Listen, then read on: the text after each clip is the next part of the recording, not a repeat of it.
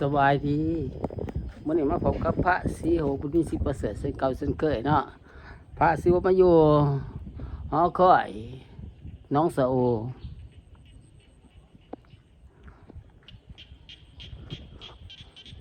อยู่ที่น้องสะโอเนาะพามาดูมาส้มภาพบรรยากาศน้องสะโอกำลังมีนะบ่ทันหลายเนาะ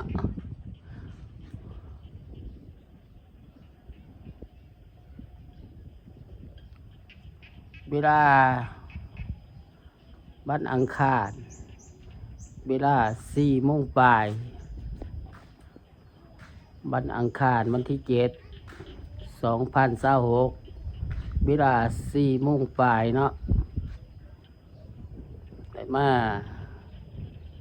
พาดูพาส้มน้ำน้องสะโอบาททางแห่งเมืองคงสรวนแข็งสารวัน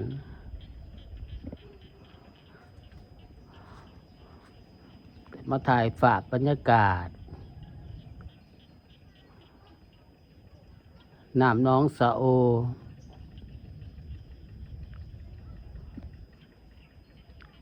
อยู่สระเนาะอยู่หอคอยหอคอยน้องสะโอหอคอยน้องสะโอหอคอยน้องสะโอหอคอยกลางน้ำน้องสะโอพามาดูมาส้มบรรยากาศยามมื้อแลงฝากติดตามช่อง YouTube ของพระศรีโหมี10%เด้อกดไลค์กดแชร์ให้เนาะกดติดตามให้แน่ FC ลาวไทยและต่างประเทศ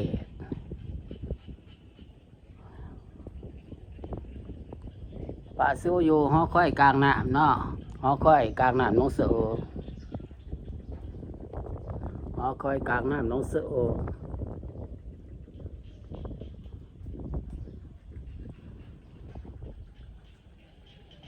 หอคอยกลางน้ำน้องสะโอบ้านห้างแห่งเมืองคงสรวนแข็งสารวันพามาดูมาส้มบรรยากาศน้ำเมื่อแรกอากาศสีเย็นๆเนาะอากาศสีเย็นๆเมื่อฟ้าเมื่อฝนนะ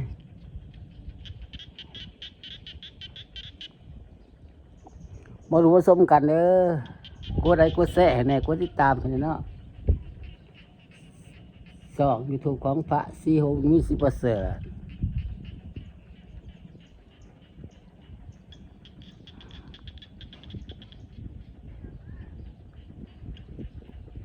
อยู่ที่น้องสะโ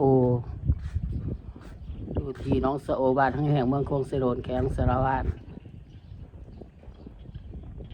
บรรยากาศยามมื้อแลงไหลมาพาดูพาส้มบรรยากาศ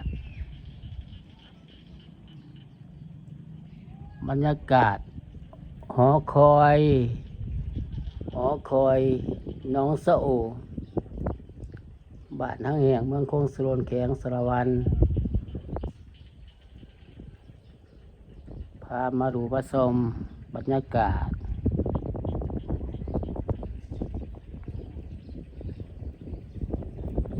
มาดูมาชมบรรยากาศน้ำมื้อแลง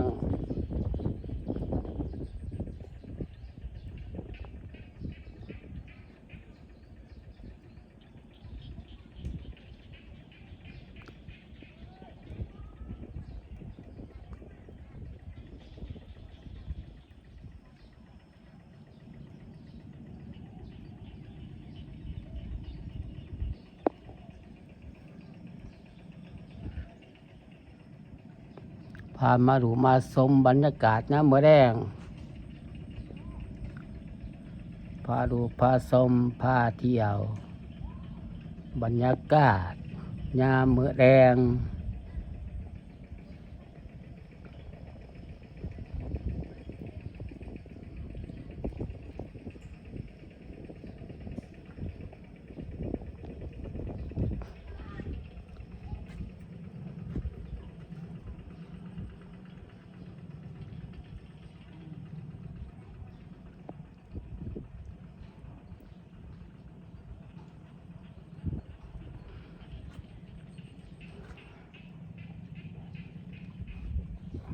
มันฝากบรรยากาศน้องสะโอน้องสะโอน้องสะโอบ้านหังแห้งเมืองคงสโรนแข็งสารวันฝากบรรยากาศย่ำบัวแดงตอน4 โมงปลายเนาะ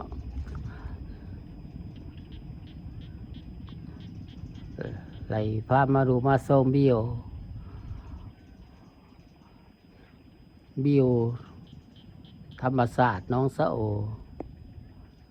ฝากติดตามช่อง YouTube ของพระซิวบุญมี10%เด้อกดไลค์กดแชร์ให้แน่เนาะกดติดตามให้แน่กดไลค์กดแชร์กดติดตามให้แน่เด้อเป็นกำลังใจให้แน่เนาะเป็นกำลังใจให้เนาะ FC ลาวไทยและต่างประเทศ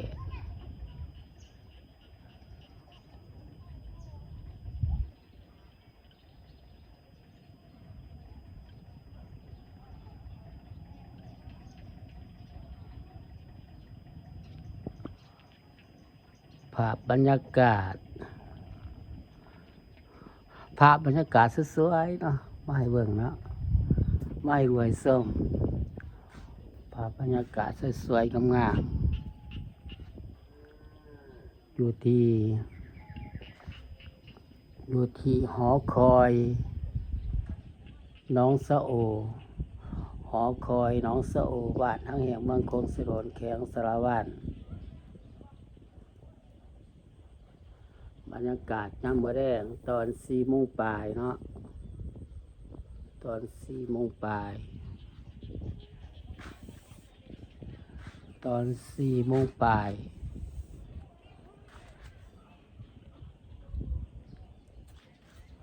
ตอน4 โมงปลาย